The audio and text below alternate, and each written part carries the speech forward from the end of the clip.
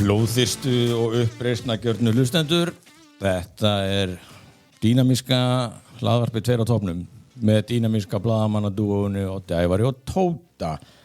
Samkvæmt Excel-skjalinu og bókaldinu þá þetta þáttur númer #98 Oddur. 98. Shit. Ég búin að segja svo oft að það sé ótrúlegt að þáttur sé númer eitthvað sko. Já, það amazing. En mér líður virkilega þannig núna. Já. Styttist í 100. þáttinn sem að verður örugglega með óvenjulegu sniði og þetta kannski skiptir mestu máli að það hátíða pubquiz Einmitt. miðvikudaginn áður 28. maí. Já. Á stúdendakjallaranum. Á stúdendakjallaranum on campus. Já, on campus. Ég held að þetta var geðveikt. Ég held að þetta var fárlega skemmtilegt. Já, ekki alltaf gaman það sem við erum. Heyrðu, þú náttúrulega bara búin að vera í vinnuþrælkunni ekki, það búið gott veður. Shit, hvað búið að vera klikka sko. Veðri í gær. Já, það var amazing great. Hvaða mánaðar eru þetta í gær? 13. maí eða eitthvað. Já. Þetta var ótrúlega. Það liggur við að maður hafi verið sko fegin að fá ský í dag sko. Já. Og svo spáir, þú veist að spáin sturlu helgina. Rosalega fín spá helgina. Ég samt sko mitt gött instinkt og pessimismi segir mér að þetta hins vegar verði besta helgi sumarsins og svo þetta búið. Já. En það nú bara ég sko. Ég ætla að spáði þetta veri besta sumar frá því að landnám hófst. Já, þetta allavega sko startið alveg gríðarlega gott því að apríl var oft alveg bara góða spretti sko. Og ég með tanorexu sko. Og ég fer að taka smá lít sko, þá fer fíknin í gang sko. Að það, heldur áfram? Já, þá var ég bara geðvondur ég fæ ekki sól sko. Þú líka verður alveg tannar, annað en ég sko. Þú ert mjög brútt núna. Ég ennbla sko, ég fór einhvern tímann fyrir 20 eitthvað árum fór ég til Mallorca og brann og eftir það fór ég að taka lit. Í alveg? Já, þannig að þú ætti náttúrulega að vera eftir 3. stigs brunan í Ástralíu, þú náttúrulega. Já, það var fótunum sko, ég fæ aldrei sól á færna sko, passa mig á því líka. Já, en ég var ekki rosalega fegin að fá skín í dag, en hins var, það var gott að þá get ég aðeins undirbúið þennan þátt sko, svo ég get ekki setið inni og verið að... Nei. Sko ég er búin að standa mig ekkert eðlilega vel í heimaðunni, ég er búin að sjá bara allt sem við getum talað sko. Heyrðu, það er náttúrulega bara algjörlega frábært. Og heyrðu, ég fór í fjallgöngu á þriðjudaginn. Það er ótrúlegt. Þá var líka sól. Ef þú hefur ekki tekið myndað þetta, þá hefur ég ekki trúið þér. Pældi því. Þú labbaðir allan leginn upp á Úlfarsfell. Fyrsta skipti á ævinni. Hvor leiðina, fórstu erfið leiðina? Ég veit ekki það, ég náttúrulega, þú veist, það var eitthvað skilti hérna með nokkrum svona kílómetrartölum og ég tók náttúrulega lægstu kílómetrartöluna, sko. Já. En mér fannst ekki döðveld, það var svona tröppur, þetta tók rosalega á lærin og kálvana. Startið, sko. Þú labbaðir svona hægra megin við fjallið, ekki? Og svo upp vinstra megin. Ég kann ekki hægra og vinstra. Það nefnilega 2 leiðir, þú getur farið svona beint á fjallið sem bara ógeðislega bratt, mjög erfitt. Já, ég örugglega gert það. En það miklu styttra. Já, það er örugglega verið það. Það erfiðara leið, eða þú getur farið svona aðeins meira svona, þú veist, aðleiðandi, skilur. Svona aðeins, svo hækkar alltaf aðeins meira. Þannig að þú fórst bratta. Ég veit það ekki, ég held að. Það er fárlega erfiðlega. Pröfu ykkur aðra leið næst, en það var sól og ég bara fór í Miami Vice stuttur á Bolinn og Detroit Tigers derúna og bara Miami Vice sólurun. Og hvernig leiðir? Ég held náttúrulega fyrst bara svona fyrsta kílómetrina ég væri náttúrulega bara ekkert að fara að hafa þetta af, sko. Snúa við bara. Já, svo var ég bara eins og sagt, sko, in high spirits. Og aðeins náttúrulega fann ég eitthvað smá svona nuttsár og eitthvað sem ég fann í gær á milli tána, en ég líka svo hrifnastur af þessu, sko, að einhvern veginn, maður er bara að hreyfa sig jafnt og þétt og þetta er ekki svona verið eins og abi í ræktinni eitthvað. Samt svo allt í bara fór maður að finna fyrir maður var að svitna og taka. Það er tilgangur, sko. Þú veist, það er eitthvað markmið, komast eitthvað. En hvernig er búnarið, Tóti? Þú varst í gönguskóm eða hvað? Nei, ég er bara í bresku Invader hermannaklósunum mínum, sko. Gallabuxunum og Miami Vice stuttunum á bólum og köflóttir svona skýrtu. Sósíalista skýrtu. Svitnaðir ekki mikið það? Já, alls láta. Sem að ég held þessi gott, sko. Þú varst ekkert í eitthvað svona efni sem andar? Þú varst ekkert spáðið því? Ég kann alltaf ekkert á þetta, sko. Ég veit bara af stað. Ég er svona, eins og þú veist þá, ég kann nú ekki mikið í þessu, en ég heyri sér hvernig aðeins meira þú. Já, klárlega. Og hvernig var að labba í Hermannaklassunum? Bara smá núningur? Já, ég held að þetta sé alltaf lagi. Ég meina, ég kaupi þetta í army.is í kólaportinu alltaf reglulega, sko. Og heita Invader, og við erum með Union Jack, með stáltá, ég steindi þeirri trú að þessi alvöru Hermannaklassar.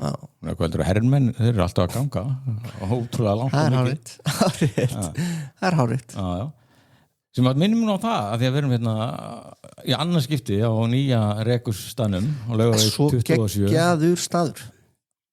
Fálanflótur. Og það er því að sko Tommi Rekur sem skýtur yfir okkur skjólsur, hann er alltaf einhvern veginn að sko teygja sig aðeins lengra. Því að það er hérna svona göngubretti hérna fyrir utan hljóðri, heitir þetta ekki göngubretti? Jú, heldur betur. Þú ættir nú færiband sem að lappar á, sko. Þú ættir nú bara að nota það hérna og meðan við erum að taka. Já, ég veit það, ég er búin að vera að hugsa svona hvernig get ég útvært þetta þannig ég geti verið á göngu bara á meðan við erum að tala, sko. Já. Ætli ég geti að ógsta langa snúr á mikrofónu. Já, það er ekki eitthvað input hérna. Drösla færibandinu. Drösla þessu inn hérna bara, já. Þetta er allt náttúrulega búið líf og dauða. Hjartalæknin segir ég að hreyfa mig á hverjum degi. Þú verður að gera, sko. Þú verður að gera. Já, heyrðu, þá er ég búin að monta með þessu. Ég er mjög ánægð með 3 kilometrar upp í mót bara. Það er galið. Hvernig ætlar að taka esuna? Ég kom með þér út. Já, það er eitthvað, það er svo mainstream. Það er eins og köpið sér Tesla að fara að ganga upp þessum steini og það er allir að gera það og allir að taka myndir af sér ég er bara steini. Sko, það er nefnilega, mér finnst með esuna. Mér finnst, sko, það kemur alltaf orð þegar ég labbaði svona hvað það er erfitt. Já, ok. Þú veist, þetta er óminnstým, sko. Mér finnst þetta að vera svona smá svona öfga, sko, svona classic Íslendinga, sko, já, bara ekkert máli, ég tók esuna hérna á sunnudegi, þú veist, þetta er alveg ganga, sko. Þú veist, segi ég sem er náttúrulega frekar svona mikil sofakartabla, sko. Þá ég mæti reglulega í ræktina, það er kannski mitt svona. Og badmintoni. Nei, ég er svona að vinna bara svolítið með Úlfarsvelli allavega svona fram eftir sumri, sjá svo til. Og svo náttúrulega var alveg slattið að fólki aðna og þetta var allir svo eitthvað kammo og kátir, allir góðan daginn, eitthvað fólk með bakbók og göngustöð, góðan daginn, fúli tóta. Þú er að venja þetta er alveg fjallgöngu, Já, þetta er kannski, ég er kannski skán í skapinu þegar þetta endorfín fer að pumpast mér út í kerfið, sko. Já, ég held það, sko. Já. Ég lifa á þessu endorfínu, sko. Þú hefur bygglega ekki fundið fyrir endorfínu bara í mörg ár, eða?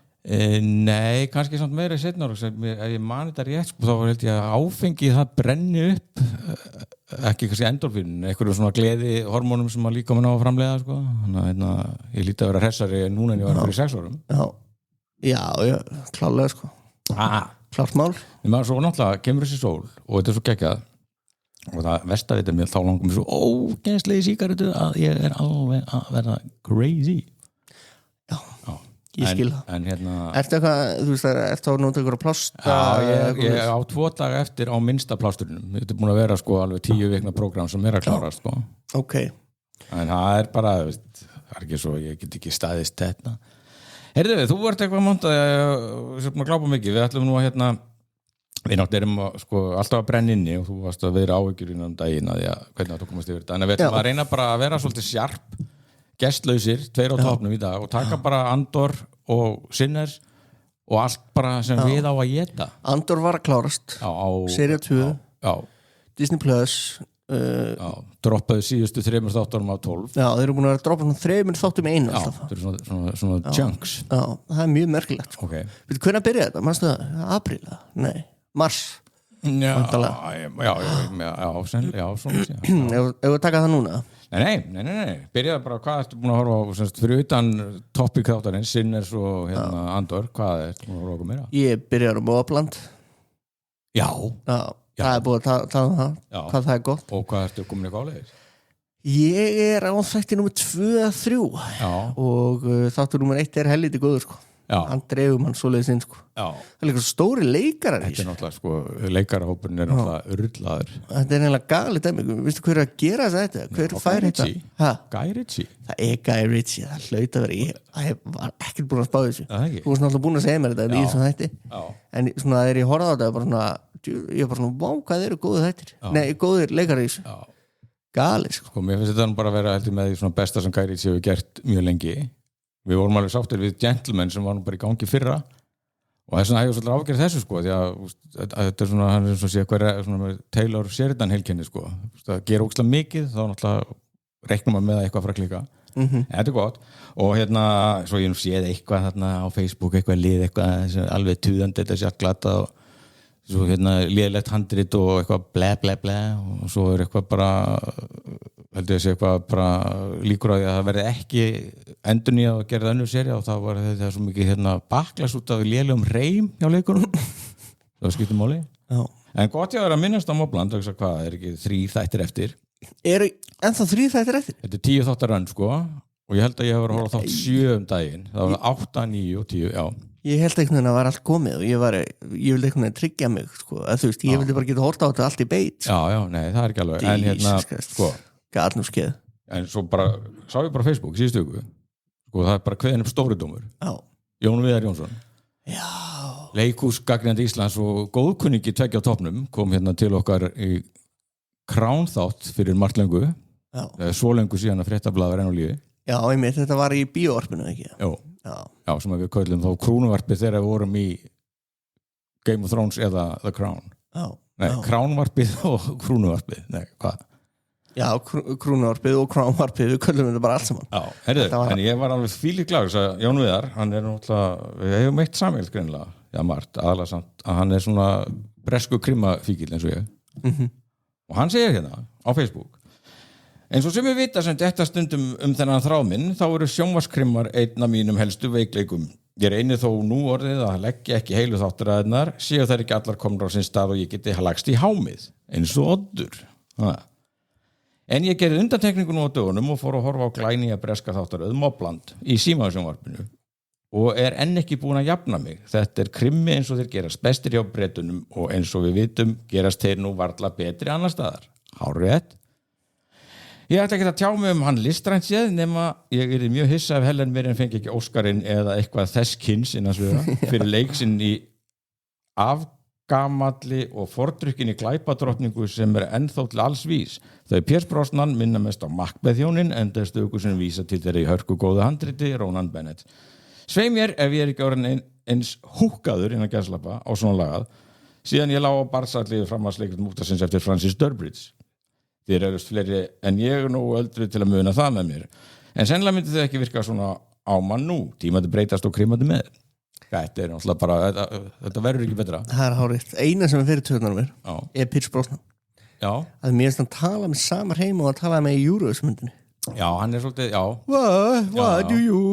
Why do you do that, Lars? Já, grjótarður ískur mobbari sko. Einmitt. Já, en hann samt svo svalur.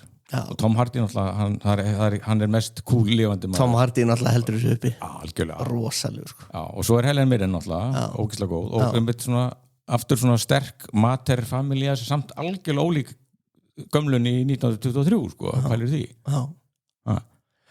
Bara, nákvæmlega svo hún í öllu þessu dagana hún alls staðar, alveg ótrúlega og svo náttúrulega þetta helvítis barnabarn þeirra Eddie er ég búin að segja hérna í þennan þátt að þetta bara nýr Geoffrey Bartholomew þú hefur sagt það það ekki hægt að hata hann alveg innilega þetta svo geggjað karakter Stick and Twist það gott heiti á fyrsta hættinum Stick or Twist geðvögt þetta alveg helvítið þetta helvítið gott við hverjum hlustum til að horfa á þetta þetta dregur mann inn þetta algjörlega sofa mann inn já, býtu bara sko, þú varst náttúrulega ekki komin sko, þáttur 5, 6 og nú séu sko, þetta endar af svo sturlum kliffengurum, ég var að segja það í síðast þetta ég var að geima restina sko gæti ekki stilt mig á mánudaginn, kíkta og þetta bara heldur áfram að vera bara, þetta kliffengars er það ekki? Herðu, frábært, svo er eitthvað búið að tala þýska spennumynd á Netflix, Exterritorial, hefur þú varfið hana? Býtunum mér finnst ég kannast við nafnin. Já, þú ert alltaf að sjá þetta bara í valglugganum, en ég tekka á þessu vegna þess að ég sá eitthvað stað frétt, sko, að hún hefur Ruth Havok, sem einmitt með Tom Hardy, af toppnum á Netflix. Þetta áfallastreitur öskuð þýsk sérsveitakona sem eitthvað tækt á sólinu eftir Afganistan og að fara að fá jobb í Bandaríkjunum og fer inn í sendiráði með son sinn og barninu bara rænt og hún bara hérna running amok í sendir og í Bandaríkjana í einhvers staðar í Þýskalandi oh my god að leita stráknum það lítur allt mjög vel út og allt í lagi en þetta allt í lagi? Já, þetta samt þetta líka, ég held að sé líka eitthvað að hæpa þetta því þetta bara ekki English speaking sko en þetta stendur nú bara í 46% sko áhorfenda á Rotten sko og svolítið brogað þetta svona klísja?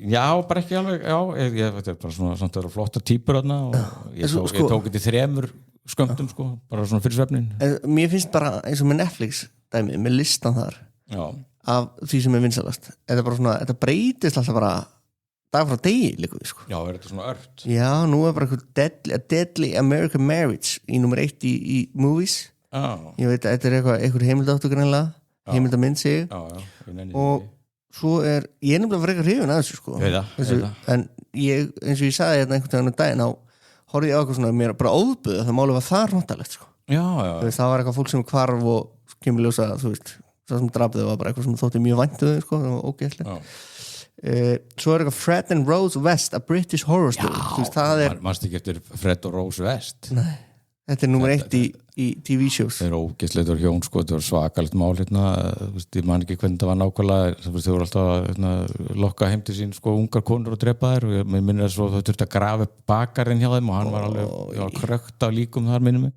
Þetta var rosalega mikið, þetta var fréttamál í nætísinu sko. Þetta er 3 þátta sería núna, svona heimildaþátta sería maður verður að horfa á þetta Já, ég til í heimildastöfið sko, þegar ég þekki sérstaklega mann eftir sko, veikli Heyrðu, en svo líka að gera gott mót á Netflix eitthvað sem heitir Eternaut og frá Argentínu 94% á Rotten ég ekki búin að kíkja á þetta en Flósi Þorgeirsson sá mæti draugur fortíðar hann búin að mæla með þessu á Facebook í hópnum S01 E01 segir að þetta sé einn besta horrormynd síðar ára Í alvörunni? Já, nú höfum við fengið alveg eðal dystopískan hrylling þannig að ég er að kíkja á þetta ég ætla að tjekka á svona áðan bara árin ég mætti hingað en þá datt ég inn í mynd frá 1996 á Netflix sem heitir Eye for an Eye og ég hálnaði með hana og ég alveg búin að vera bara miður mín ég sá hann í bíóangtmann sko þetta er Sally Field og Ed Harris leika Jón og Kiefer Sutherland reyðist heim til þeirra nauðgar og drepur úlingsdótturina og sleppur svo á technicality sko og þá kannski segir titill myndarinnar eitthvað mamma grípur til sinna ráða Eye for an Eye þetta var mjög erfitt að horfa á þetta Herðu, já ok, hvað undulegir ég skal bara segja ykkur meira frá skandal sem að ég fekk í pósthólfiðum daginn seinna, gemma Herru, hvað þá? Herru, jú manstu þetta þætti 86 hjá okkur 30. janúar Nei Þórður Pálsson, The Damned Já, ég man eftir hún Herru, hún að slá í gegn núna Núna? Já, hún er bara með í vinsalasta á Hulu og með 91% á Rotten geðvögt og það eru góða fréttir og ég held að þessi IndieWire, ég sá þetta þar The Damned is getting more of the exposure it deserves after hitting Hulu 9. maí og sko hún fór eftir 4 daga var hún komin í 3. sæti mest glaftu á myndirnar og þetta fréttin var skrifið á 3. daginn og þeir eru jafnvel að velta vengum sko, og hún getur verið sko vinsælust af öllu þvert yfir Hulu, sjónvarpsþætti og bíómyndir áður en vikan öll Í alveg? Geðvegt Þetta eru rosalega góða fréttir fyrir náttúrulega kannski aðalega Þórð og svo náttúrulega bara íslenska kvikmyndagerð og okkur land og þjóð Þetta er frábæra fréttir Geðvegt Þetta er svona, það talaði að þetta sé svona kannski mátt fá meira athygli þetta sé náttúrulega svona folkhorror úr einhver íslenskri fortíð sko. Þetta er ekki beint kannski sexy á svona í pitsinu sko. Nei. En við fórum nú á hann í bíó Við vorum mjög hrifnir Ég lef mig hafa að fara á hryllingsmynd líka íslenska sko og bara fékkst aðeins að fíla hryllingin sko en hún er með þetta 91% á Rotten og sko að baki því eru 75 dómar þannig að þetta er ekkert geðugt, það er fínt þetta er ekkert einhverjir Putin að reyka tölunum sko nákvæmlega, geðugt Heyrðu, já, var ekki bara verið að setja Cannes Filmfestival í gær? Hvernig lýsir á þetta? Mér líst mjög á þetta og ég er bara aðeins búin að kíkja fréttir sko að tíðinda fólk Variety sem á staðnum bara dróð það álitum bara fyrsta degi að þetta verði með líflegri og svona hressilegri kannhátíðum í háherrans tíð. Aha. Já. Ok, hvað senna? Það er bara svo flott lið mætt á staðinn sko. Já. Og Við hefum átt að senda þig. Já, ég veist hvað langt síðan ég var sendið líka. Hvað er komið, 20 ára? Ég var síðast 2006. 2006? 19 ár? 19 ár. Jesus. Ég var 2005 og 2006. Það er nú alveg sögur að segja frá því. En Robert De Niro, hann var þarna eitthvað að ávarpa mannskapinn í væntanlega í Paletu Festival. Það er aðalsalurinn sko. Ég sá Da Vinci Code þar. Þú sást, hvað var okkar maður að segja? Heyrðu, leiðu bara fólki að heyra þess hvað De Niro hafði málið að segja. Þú ert með klippu? Já. Ok, heyrðu, hlustum á þetta. In my country we're fighting like hell for the democracy we once took for granted. And that affects all of us. That affects all of us here because the arts are democratic. Art is inclusive. It brings people together. Like tonight, art looks for truth. Art embraces diversity. And that's why art is a threat. That's why we are a threat to autocrats and fascists.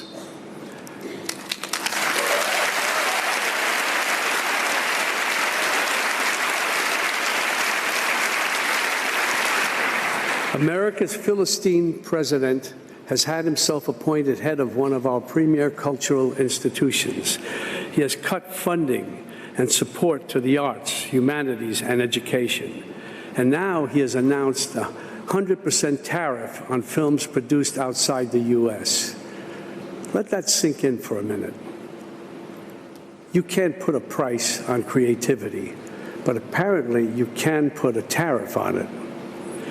Of course, this is unacceptable. All these attacks are unacceptable. And this isn't just an American problem. It's a global one. Unlike a film, we can't just sit back and watch. We have to act, and we have to act now. Without violence, but with great passion and determination. It's time for everyone who cares about liberty to organize, to protest, and when there are elections, of course, to vote. Vote.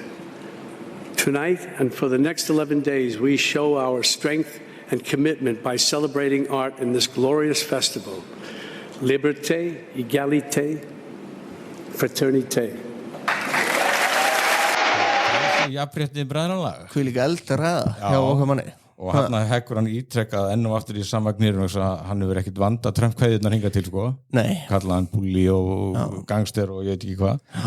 Og það er nú sko búið að gefa út eða svona appelsínugula viðvörun á þessu Truth Social sko því að spáða Trump eftir að sko fróðufella og drulli verið dýnir og alveg.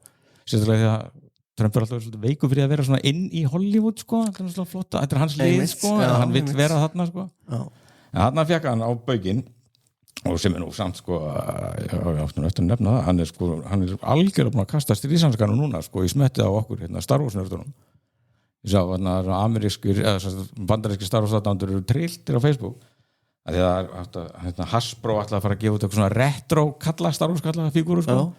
Allir búin að forpanta þetta hjá Target og eitthvað fengur bara allir post bara sama daginn bara því miður vegna óvíðan ástæðum þá verður þetta ekki afgreitt og því fá bara endurgreitt sko. Og þá er bara búið reiknað á þetta tollarnir eru búin að hafa þau áhrif sko. Það tekur ekki að framleiða þetta og senda þetta út sko, til Bandaríkjamanna. Ég held að við getum fengið þetta jafnvel hérna í Hagkaup sko. Jesus Christ. Og þetta er ekki mobb sem að þú vilt egna til reiði sko. Nei, nákvæmlega. Þetta er náttúrulega gal. Þetta er allt sem þetta fíl gerir er náttúrulega bara til vansa sko. Paldið, við hefum bara 4 ár eftir þessu sko. Já, bara. Og hverju verða þá eftir sko. En já, það er svo mikið stuð þarna í Cannes, sko. Það er hérna Jennifer Lawrence sem mætt, Emma Stone og Tom Cruise. Þeir alltaf... Það er bara allir þarna. Þeir krúsar alltaf svona heimsfilm sína Mission Impossible myndina í Cannes. Wow. Svona eins og George Lucas gerði með hérna Revenge of the Sith. Já, ég laka til að taka sér þátt undir hana, Tóti. Mission Impossible? Já, senda þig á Mission Impossible. Já, ég meina, ég sé þetta alltaf, sko. Það er ekkert vandamáli. En hérna... Já, ég hérna... Þú með aðra klippu það? Nei. Ertu að hóta henni? Já, ég er að hita mig upp í það, sko. Ég ætla bara einhvern veginn að samt að láta vita, sko, eins og De Niro benti þarna á, hátíðin stendur í 11 daga. Já. Þannig að ég kannski verð með ykkur að ferðasögur bara frá 18 til 19 árum síðan næst. Það er svo mikið að gera hérna hjá okkur núna, sko. Ég til það. Heyrðu, já, seint og illa, þá ætlaðum við eitthvað aðeins að gefa þarna Sinner-skaum. Þú settir það á ís í síðustu viku fyrir hérna Marvel-myndina. Já, fyrir Thunderbolt, sko. Já, Tróið. Fyrir Tróið. Já, og ég náttúrulega svo upprifin yfir hérna Andor að ég hefði næstu viljað beita saman neytunumöld og setja Sinners á meira hold, en við bara gönnum í þetta og hérna komdu þá með hérna tökum hann aðeins. Já, komdu þá með byrjum þetta á inputi frá þeim heiðursjónum Kevin Bacon og Kyra Sedgwick sem að sá Sinners daginn. Wow, saw Sinners today. What a movie. Incredible. Man, so many pieces of it and just so well directed, so much great acting. I know this has been said before, but that is an epic movie. Go to the movies. You need the movies. And the movies need you. Sko, Bergmálar kæra hérna ákall þitt til hérna nákvæmlega bíógesta. Einmitt, svona þetta vera, sko.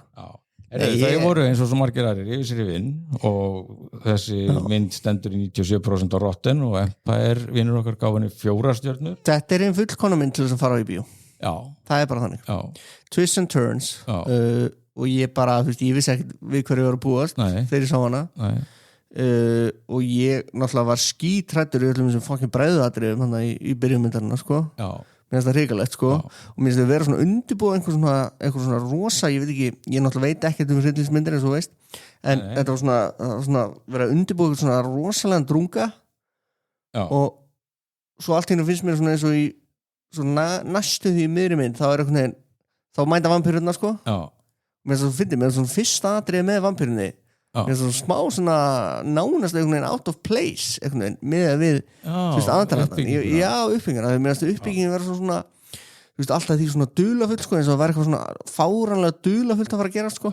Þetta er ekki beint, þetta er, ég veit ekki hvort þetta er gagnrýni. Mér finnst það bara svo fyndið að þessu allt í einu kemur vampíruatrið og það bara svona, já, ok, þetta er myndin, skilur, þetta er vampírudæmi, því að þú veist, eins og þegar snákurinn kom að það óvænt, sko, það var svona fram og niður, sko, og svona, það er eitthvað döluð í gangi hérna, við erum í Suðuríkjunum, hvað er að fara að gera? Suðrið er náttúrulega vilt svona, sko. Og svo var þetta, þú veist, innan gæslappa, bara vampíru mynd, skilur, sem að, þú veist, mér fannst það geðveikt, mér fannst þetta ekkert eðlilega skemmtileg mynd. Nei. Og frábært, þú veist, þegar vampírurnar komu að ná í þau, sko. Já. En svona, já, þetta er sem sagt... Þannig ég var hrifin, eða þú? Já, það þarf vel bara, sko, You Had Me at Vampire, það er bara... Líka í Suðuríkjunum, svona smá trúbladdæmi, sko. Já, býtur rólegur samt, Suðuríkjun, en sko, þetta er tvíburabræðurna Smoke og Stack, sem að snúa aftur heim í Suðrið, sveita Suðrið, hvað, ætla að opna svona eitthvað bullu. Og hérna, og hvað, það er bara opnunar kvöldinu, þá popp upp vampírur. Og hann alltaf, hérna, Michael B. Jordan leikur þá bræður báða. Hann alltaf funheitur þessa dagana. Og leikstjórinn líka, hann alltaf, hann Coogler, Ryan Coogler. Já, hann nú alveg búin að svona... Er hann ekki á smá eldið? Jú, ég held að, og alveg búin að svona undirbyggja sig sem svona leikstjóra sem að er marktakandir á, sko, og svona meiri kannski svona kafa svolítið á dýptina í sálina. En þetta er sko Suðuríkin, það er náttúrulega, já, eins og segir, True Blood, Interview with the Vampire, það er í Suðuríkjunum. Ég á alltaf eftir að sjá hana. Ég á það bara minningu á Interview with the Vampire sem svona myndir á AFS, sko, sem við áttum heima á spólu, sem ég mátti ekki horfa á. Já, skiljilega. Og svona svona forbóðna myndin sko, í minni minningu sko. Þetta náttúrulega byggt á einni af mörgum vampírubókum hennar Anne Rice sem mjög háttskrifið hjá henni Dóru minni sko. Það alveg hillumetri af Anne Rice bókum heima sko. Okay.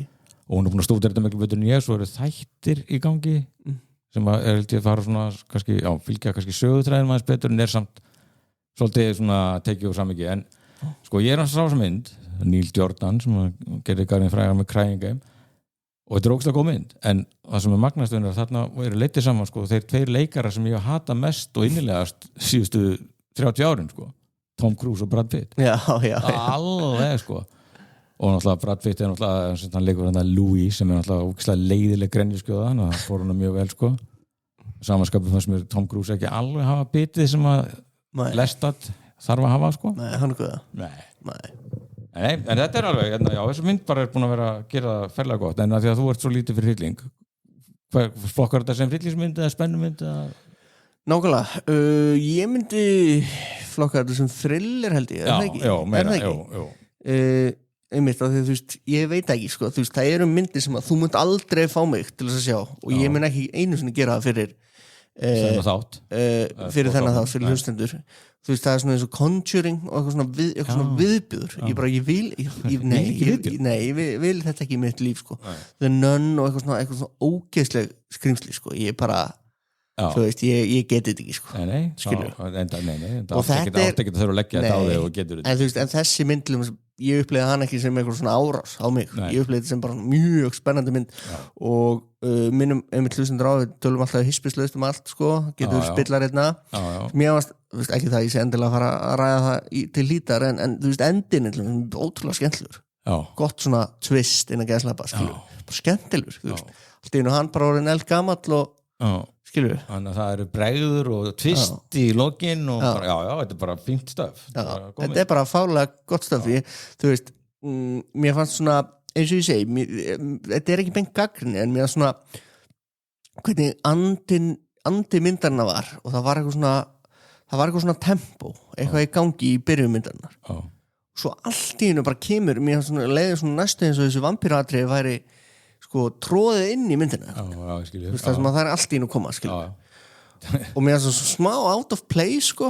en þú veist það er svona smá kannski eins og þú veist einhver hafi sagt að hann þú verður að kynna vampirurnar áður en að koma sko eins og hann hefur verið eftir að ok, höfum þetta atriðið með hérna þú veist, ég veit ekki minn er kannski svona bara alltaf svona pappið sem þú lýsir þetta minn alltaf svolítið á að hugurinn reikar aftur til From Dusk Till Dawn sem að með Tarantino og George Clooney sem að byrja bara svona eins og Tarantino-ísk glæpamynd þá bara miðbyggið að Salma Hayek bara nektar dansmegin breytist bara í vampíru og allt fer til helvítis það er mjög hressandi það er bara algjör bara kafla og taktskipting bara fyrir mér mynd þegar sólin sest Nákvæmlega, nei þú veist en mér finnst þetta bara gangað sko bara ég veit ekki alveg einmitt hvað meira skal segja sko mér finnst svona mér er skemmtilegt hvernig þú veist, þetta tvistið með bræðurna sko, þú veist, þegar annar þeirra verður vampíra og þú veist hvernig það reynir á þeirra samband þeir náttúrulega elskar hvernig annan sko það reynir svona heldur mikið á sambandi sko og þetta er alveg sko, Kevin Bacon og Kyra Sedgwick þau tala náttúrulega lenga vitleysu og það eru fleiri, það er ekki Petro Pascal líka mæra þetta og hún er búin að vera að gera bara mjög gott og hún er ennþá í bíó og frekar mörgum sýningum hérna á Íslandi þótt hún sé búin að vera á ís hjá okkur sko einmitt hann að bara drífa sig í bíó þetta er hinn fullkona bíómynd myndir ekki segja að svona bíómynd algjörlega og það er einhvern veginn draumur þetta er magna hvernig hvernig er alltaf einu maður hefur alltaf áhugur af kvikmyndahúsum sko, en núna er að koma bara geðveika myndir í bíó sko. Já, það var bara að sjá hvernig það spjara sig sko. Heyrðu, ok, þá var það alltaf þessi stór viðburður í sjónvarpi Andor 2 Heyrðu, já, þetta er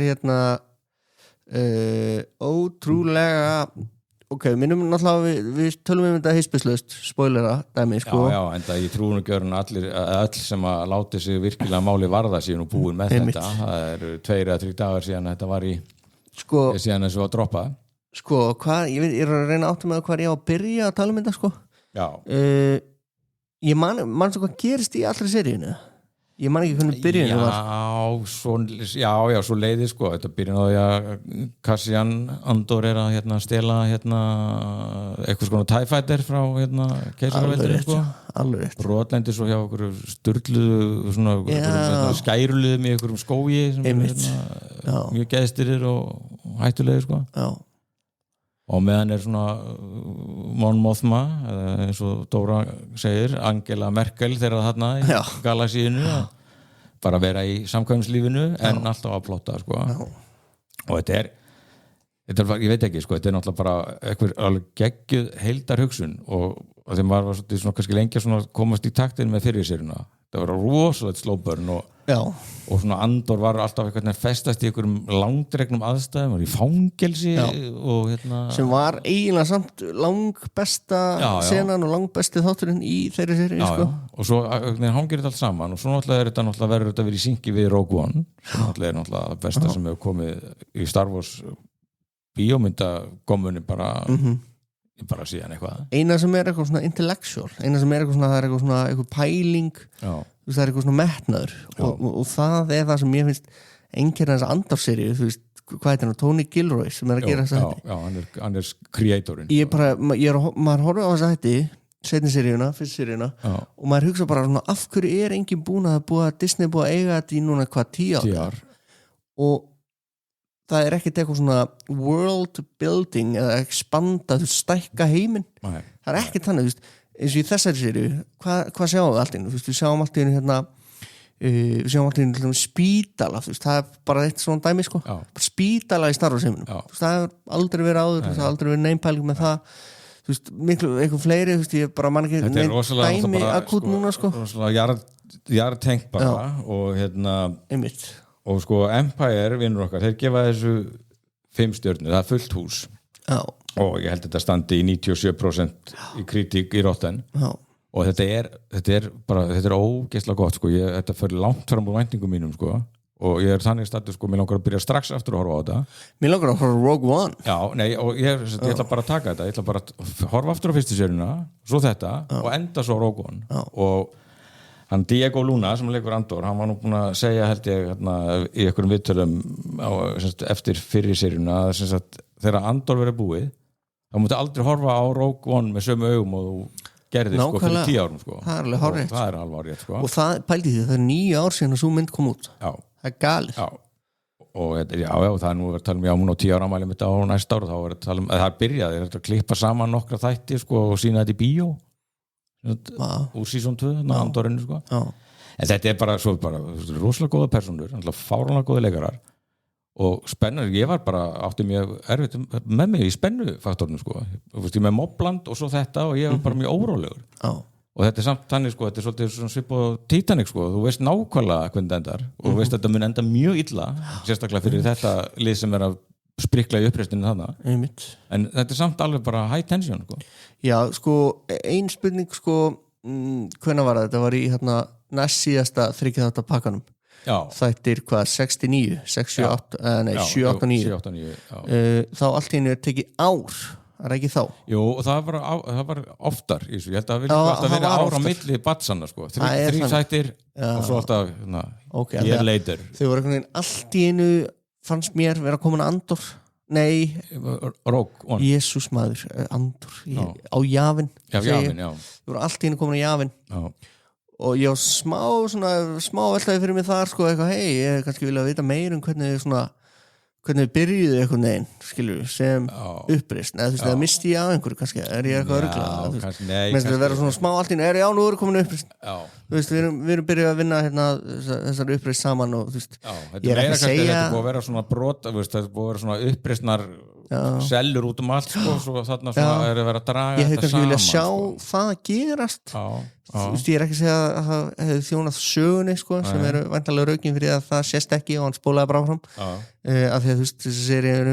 Andor sko en þú veist, hápunktarnir í þessari serið, hápunkturinn var þú veist, ég meina Mon Mothma flýr Coruscant heldur þrumuræðu þessi ræða þurfum ekki að ræða þessi ræðu Jú, við þurfum alltaf að ræða þessa ræðu sko. En alltaf áfram samt Nei, þú veist, það var klálega hápunkt, þú veist, það var bara geðveikt af því að maður pældi, þú veist, að leyfa okkur að sjá alla þessa búta úr þinghúsinu allt í einu sjáum þinghúsið úr allt bara miklu fleiri áttum heldur en þú veist George Lucas var alltaf bara með að hér skot af þinghúsi og svo gemur tegundir í og félag akkurat, og bara einhvern veginn engin dýft og þetta líka sýnir einmitt aftur bara með kvikmyndagerðina og hvernig þú skrifar handrit hvað príkvölin eru ótrúlega þunn og það er svo ógeðslega að finna að núna mín kynslóð er búin að stunda svo mikið svona þvott á þessari seríu hún lifir svo góðu lífi í minningunni öllum, skilur Já, príkvölin bara eins og það séu einhvern veginn betri heldur en síkvölin, skilur ég aldrei átt að með á þeirra umræðu þú veist, síkvölin er það er miklu meiri pælingar í síkvölin Já, alltaf það er meiri gangi alltaf. Það er náttúrulega, það var sem mjög verst við þessi príkvölins hvað það var lítið svona spennandi gangi og bara pólitíkin var bara leiðileg og svona segfljótandi bull en Andor er löðrandi pólitík það er bara löðrandi pólitík og bara þessar pælingar öryggiskessluna og hvernig veldið var að reyna að koma í veg fyrir þú veist að það eru umræða sér stað mér aðslumast allt með Gorman sko plánitinu þá tóti allt einu frakkar það er allt einu frakkar mættir í Star Wars franska hefur aldrei verið í Star Wars þetta er ekki franska sko er þetta ekki franska? Það var búið til sérsta tungumál sko nei sem er náttúrulega mjög frönsku skotið sko og þetta er náttúrulega líka allt bara íkonografían þar er náttúrulega bara, þetta er bara við erum bara komin bara í andspyrnuna bara það var bara svona resistance og ógeðslega bara töff og einhvern veginn liggum við eiginlega svona over the top að taka þetta alla leið, þú veist, við erum bara með eins húr og frakkarnir voru með sko það var svona heldur mikið en alveg cool sko og þú veist, svo náttúrulega bara það er svo margt í gangi þarna það er svo ótrúlega margt að ræða þú veist, Dítra, ótrúlegu karakter vonda konan og komplexaði heitmaður hennar heitmaður hennar sem bara Jesus, þú veist, svo sér hann Andor og ræðist á hann og Andor er bara, who are you? Það var rosalegt sko. Nei, það er líka einmitt sko, ég held að þetta er bara einhvern veginn hann sækir bara dæmi beint í mannkynssöguna bara uppgang fasismann svo þetta er svo basic alltaf, veist, og eins og þessi Cyril, þetta var bara svona komplexaður mömmustrákur sem bara vildi bara standa sig og svona ógeðslega nákvæmur svona baunateljari sem bara fyrir svo overboard í að elda uppi Andor og eru náttúrulega bara sko misnotaðar af kærustunni í Deitru og veldinu bara og hún líka, hún er bara svona hún er svona bara hlýða skipunum sko bara eins og í Þriðja ríkinu sko og allt svona, svo líka einhvern veginn það verður engin einhvern veginn stærri eða meiri af því að vinna mikið fyrir keisaraveldið, þú veist, það fá allir einhvern veginn vond málalók alveg sama sko það er náttúrulega, það er einhvern veginn hvernig Palpatine og Vader keyra þetta áfram og maður hafði miklar áhyggjur og minnst það líka sína snild þeirra sem gera þetta maður hafði miklar áhyggjur af Krennic það var einhvern veginn hálf pathetic karakter í Rogue One gæðin sem byggði The Death Star basically, það var ekki Tarkin sem byggði það, heldur Krennic og hann var svona hálfgerður lúser í Rogue One Vader bara gættu þess kapn ekki á metnaði þínum Director Krennic það var einmitt þá sem að manni fannst röddin í Darth Vader var blessu þessi minning hans og okkar manns var hann heldur gömul sko en í þessari seríu, hann var mjög ókveikjandi mjög bara vondur, hann var bara rosalega vondur alveg bara með tærnar það sem að Tarkin var með hælana í svona kaldri ilsku absolutt, og hann bara, þú veist, hvernig hann bara var portræðar og hvernig hann var skrifar þú veist, þannig að sérðu bara munin, skilju þú veist, þetta er svo vel gert þú veist, það er náttúrulega miklu meira aðna, sko þú veist, er aðal persónu þess að þátt er það ekki bara Lúþenna? Jú, hann Stellan Skarsgård mér finnst hann eiginlega bara að vera aðalpersóna þessa seríu og ég held að hann líka bara við fílum hann svo rosalega og fannst það svo æðislegur í fyrri seríunni að líka þegar hann er ekki í mynd eða ekki að vera aktífur sko, þá er maður samt alltaf að hugsa hann sko. Já, það er svolítið hann og svo náttúrulega er Mon Mothma er náttúrulega að fá rosalega mikið pláss og bara orðin sko ekki bara Angela Merkel, hún bara stígur inn í bara Winston Churchill sko, hún svo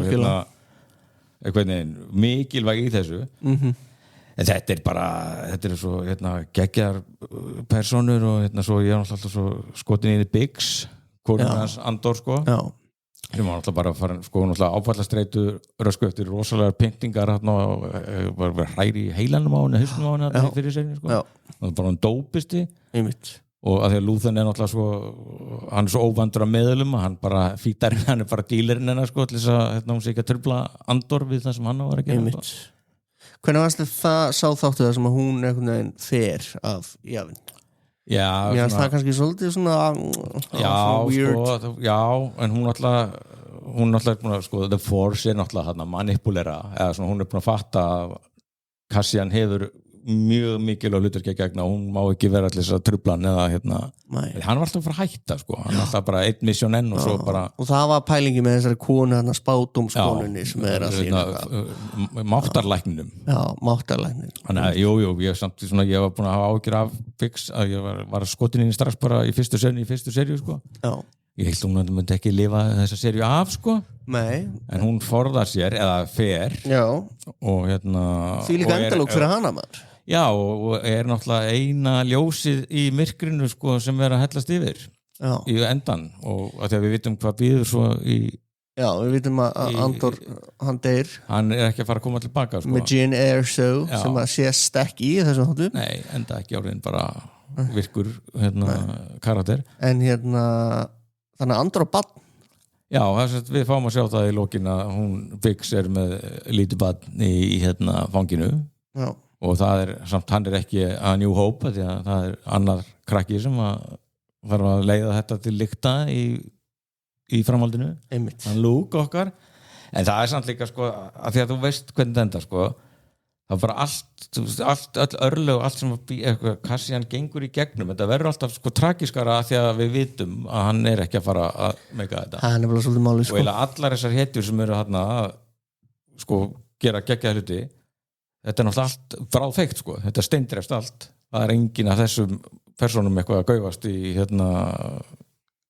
fyrsta þríleiknum sko nei, nákvæmlega og það líka svona sem ég finnst sko þetta dregur bara fram hvað stríð eru ógeðsleg og fasismin viðbjóðslegur og allt þetta sko helviti gott með fasismanni mitt og hvað þú þarft sko fórnirnar sem að þarf að færa til þess að borna gegn þessu sko það ekkert það neyðast sumir til þess að svona kingja í lokina þeir verða bara skilja sjálfa sig og eigin hagsmuni eftir sko bara þú deyrið bara fyrir málstæðin sem stærri en þú og hann Lúþen náttúrulega alveg með það á hreinu hann var sko hvernig var það atrið þegar hann ádaður bara ógeðslega flott sko og ég hugsaði mig þegar af hverju hún fór af því að Krennic var bara eitthvað að þú hefði bara farið einn það var ótrúlegt sko hún svo metnaðurinn í henni detru sko og svo náttúrulega fer hún að vera svo áberandi restina hún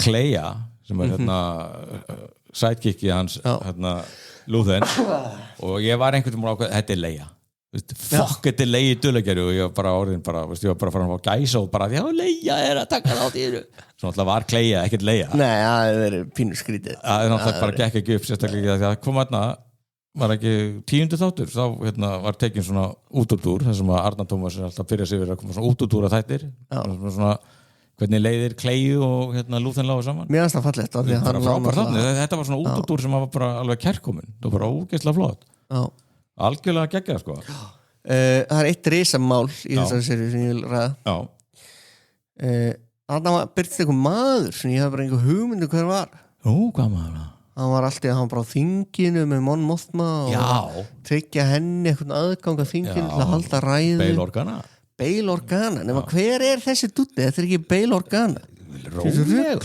þetta Benjamin Bratt maður þú veist og hann sem sagt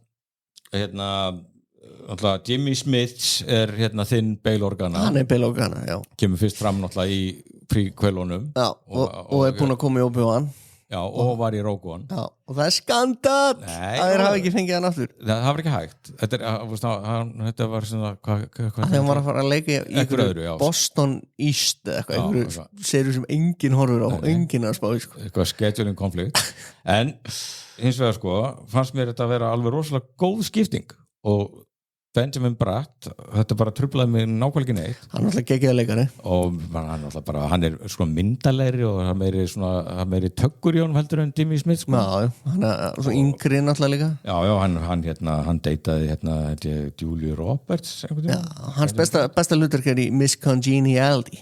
Já, einmitt. Já. Sem hann leikur lögreglumanninn á móti og okkur Sandra Bullock. Já, hann hefur komið við en málið að þeir eru mjög margt svona áþekkileikar og ég hef alveg séð umræður þetta að svona Star Wars fans út í einn stóra heimi, þeim fannst þetta bara að vera algjörlega svona seamless bara innáskipting, bara var enginn að pæla í að þetta væri ekki Jimmy Smith. Þetta truflaði mig sko, að ég var bara hver er þetta? Og svo var þetta Bale, þess að sá hún mjög oft Bale. Thank you Bale.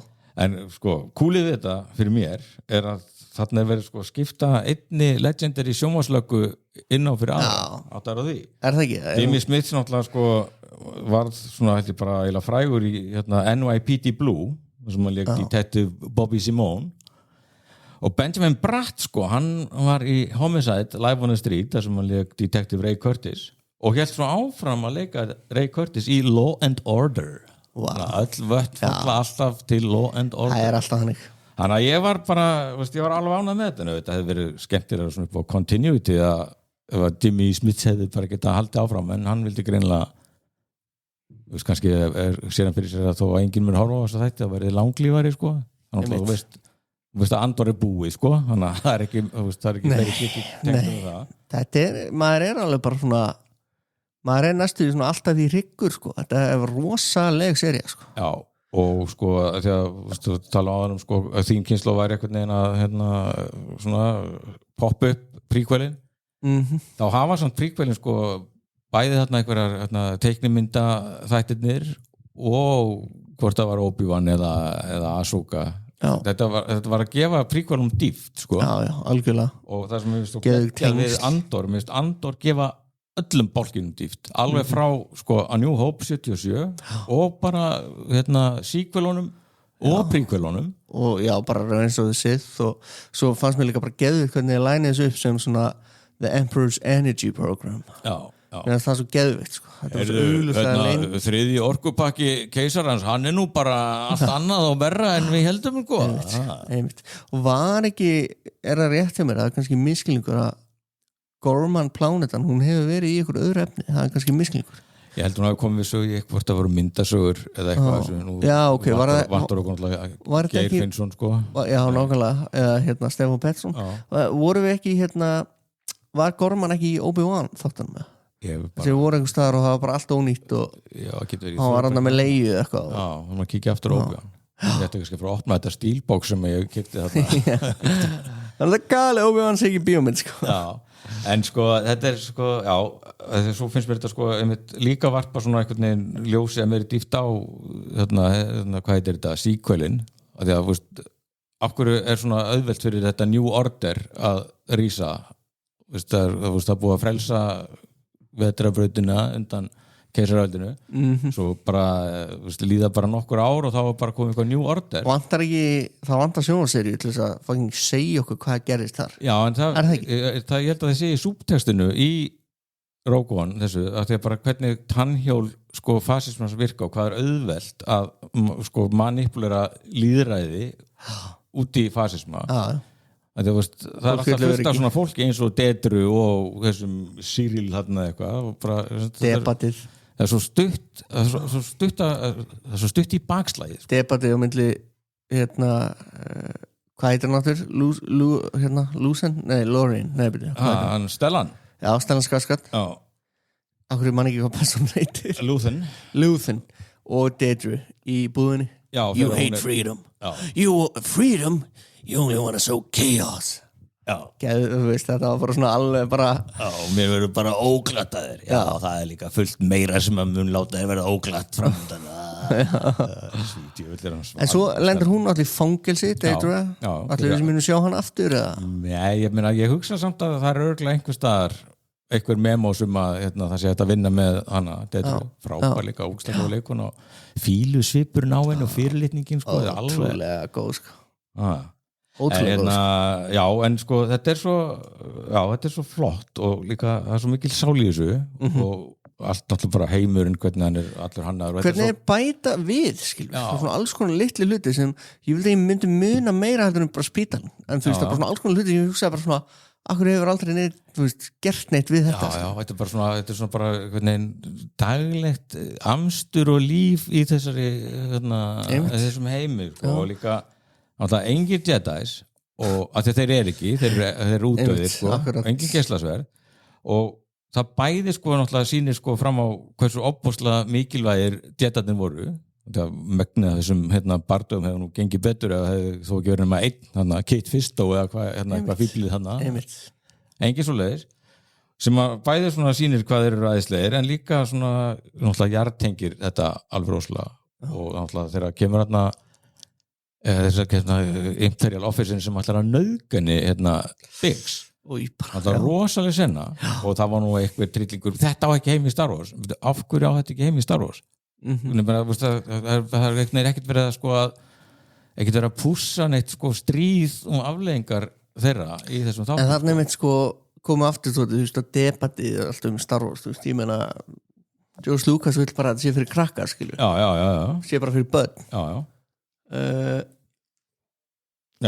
og bara þú veist og Andor bara alls ekki fyrir börn Andor náttúrulega mjög fullorðin sko en þetta sko þetta bara, mér fannst þetta bara alveg geggjað að þetta atriði skildi vera þarna að því að þá fyrir kannski bara að hugsa keisaraveldi búið að leggja allt undir svo þetta er líka sýnt náttúrulega þeir eru bara vaða þarna eins og bara Ísraelsmenn eða bara nasistar það bara stráfeld bara heilu þorpin eða borginnar og bara þeir eru mótmæla þarna þetta var svona, ég veit ekki hvort þetta kallaði meira fram þetta var bara, þetta gæti bara verið Gaza eða Torkins himneska friðar það bara kemur bara marserandi The Gorman Massacre og þá líka verið rifið upp að einhverjum árum áður þá var Moff Tarkin verið eitthvað vonduskapi og slátraði öllum þarna líka sko. Og hvernig heldur þetta virki nauðganir og svona viðbjóður er náttúrulega bara vopn og fylgifiskur allar að stríða þannig að mér finnst bara fínt að þetta sé bara þessu sé haldið til að hafa líka í að Galaxy Far Far Away sko.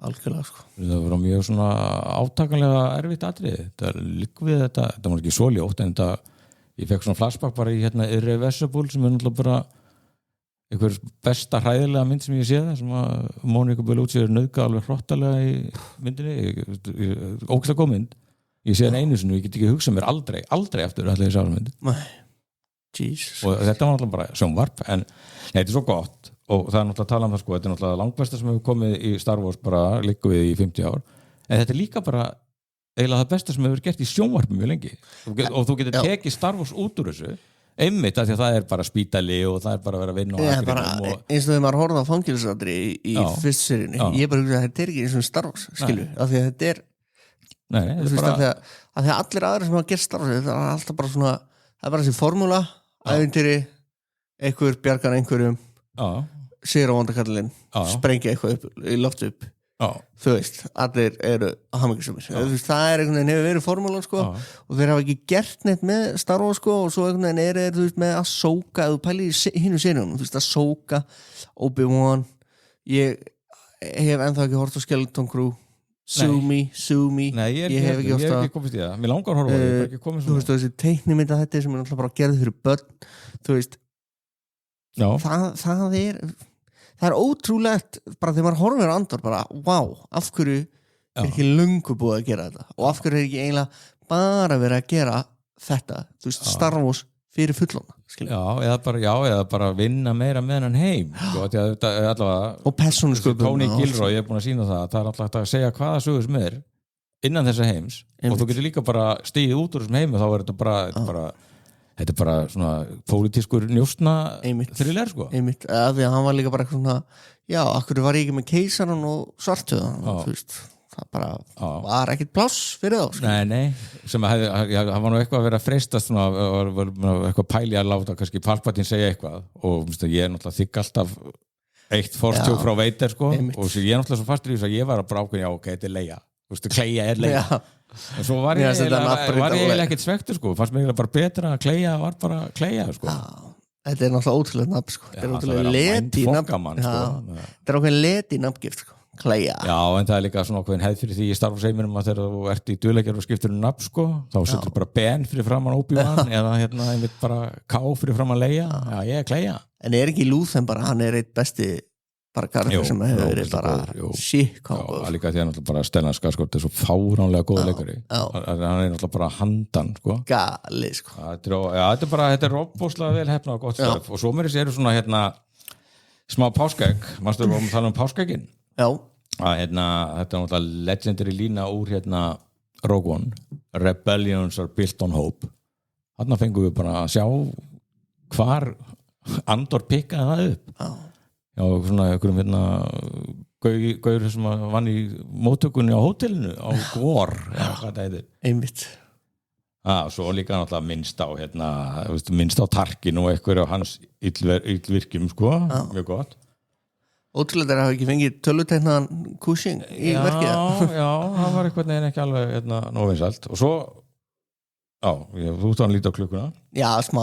Við erum dotnir í klullara. Erum komin í klullara? Klullara. Já, það má benda fólk að það sko. Þeir eru búin að horfa á, er það ekki 9. þáttur, þessum að Mon Mothma heldur ræðuna. Og svo þarf að bjarga henni.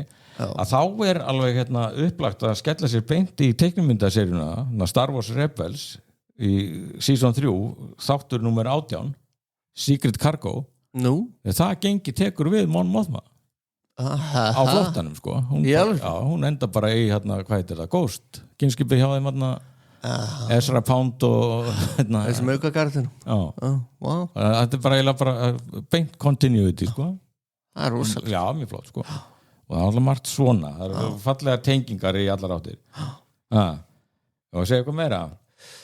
Já, erum við ekki bara fálega sattir bara góðir með þetta? Jú, við þurfum bara geggjuðu seríu Jú, þetta er bara frábært og bara ótrúlega vel hefnað. Á hann að gera eitthvað meira, Tony Gilroy, vitum við það? Nei, ég veit það ekki, ég held samt að ef þetta lið hefur eitthvað áhuga að reyna að halda einhverju lífi í Star Warsinu hjá Disney, þá ætti nú að biðja hann allavega að kannski lesa eitthvað yfir og hjálpa þeim eitthvað sko. Eða halda áfram með bara svona jartengingar, þú getur sagt alls konar sögur, það er málið. Já. Þetta var alveg bara, þetta var til hreinnar fyrirmyndar og ég er ótrúlega ánægð með þetta. Þetta segir bara, mér langar bara að horfa núna á allan pakkan bara. Já, mér langar að þetta bara strax í Rogue One sko. Það langt segir maður að sá hana því maður þegar hún kom út og maður hugsa alveg svona þú veist, geðug mynd en mun mér langar til að horfa á hana aftur. Ný. Og núna er maður svona, hei, mér langar að horfa á hana aftur. Já. Svo náttúrulega kemur robotinn hann KSI Já, og skemmtilegt að fá hann inn hans sköpunarsögur og svo líka eins segir, langum að horfa hann aftur veist, ég er búin að horfa nokkur svona á Rogue One og oft stundum bara farið beint í lokatriði þegar Vader kemur sko. Ég geta horft á það var náttúrulega rosalega sko. En samt, þú veist, Cassian Andor veist, þetta var bara svona semi-nobody svona, veist, að gleyma honum en nú er hann bara orðin bara legend hann er bara kom bara inn í mythológíuna bara eins og Luke og Co. Já, nákvæmlega. Amazing. Mér finnst það geðvitt atriða sem að robotinn, hvað heitir hann? KSO eitthvað. KSO. Það sem hann do you have any business here? No. Lambdon eða eitthvað svona, hann eitthvað no. Já, það voru líka þessi vélmenna tegund sem hann var að, þeir voru helviti brútal þeir voru ekkert að skjóta mikið þeir bara, þeir tóku bara Arnold á liðið bara Terminator, bara fleia bara grýttu sér allar rústa úlki sko. Heyrðu, hvað meðum það að segja? Við erum náttúrulega eins og áður hefur komið fram hjá göngu færibandinu hjá Rekus og Laugavegi og það er hægt að slá rekus.is inn í vafran og fá að vita allt sem að Rekus býður upp á sem er hellingur. Þjónustafri einstaklinga hópa á stærri fyrirtæki þar á milli. Og það er pubquiz hjá Tverratofnum á stúdentskjallarunum í lok mánaðarins. Heyrðu, það er bara eftir 13 dagar sko. Já, það er bara eitthvað að vinna í spurningunum. Við þurfum eitthvað aðeins að fara að spáði sko. Skemmtlegar, erfiðar en líka léttar spurningar. Kannski Tverratofnum tengt, þá er gaman ef að hlustundur Tverratofnum getur fengið smá Forrest Scott. Það er alltaf tengingar sko. Heyrðu, ég þá ekki bara kveðja með þrumræðu Mon Mothma sem þessi ræða fyrir mér, hún ranka bara með forsetanum í Independence Day ekki? Jó. Þetta var geðvik og hann Mon Mothma ekki bara ávarpa fólkið í vetrarbrautinni langt í burtu, hún að tala beint inn í okkar tíðaranda og tíma. Já. Þannig að það gengur ýmislegt á í kringum þessa ræðun. Ég legg til að fólk leggi vandlega hlustir og taki mark á henni Angelu Merkel í geimnum. Frábær lokaorð? Jú, allavega, hún kemur þá með lokaorðin, hún Mon Mothma. Fellow senators, friends, colleagues, allies, adversaries, I stand before you this morning with a heavy heart. The Chandrilan emblem on the door. I've spent my life in this chamber. I came here as a child. Hey. And as I look around me now, I realize I have almost no memories that predate my arrival. And few bonds of affection that cleave so tightly. Through these many years, I believe I have served my constituents honorably and upheld our code of conduct. Where's Chava? He was with you. This chamber, He said to meet here, is a cauldron of opinions. And we've certainly all had our patience and tempers tested in pursuit of our ideals. Disagree as we might. I am hopeful that those of you who know me will vouch for my credibility in the days to come. I stand this morning with a difficult message. I believe we are in crisis. What are they doing?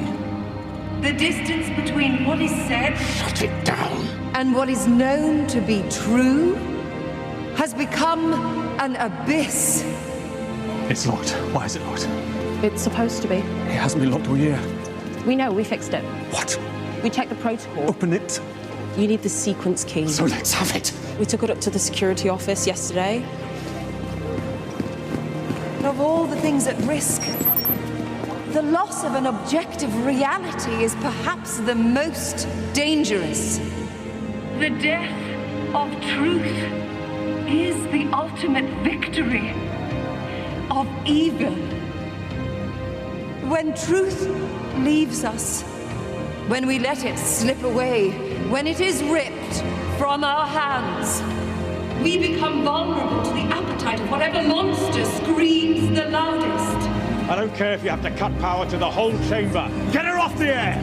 This chamber's hold on the truth was finally lost on the Gorman Plaza.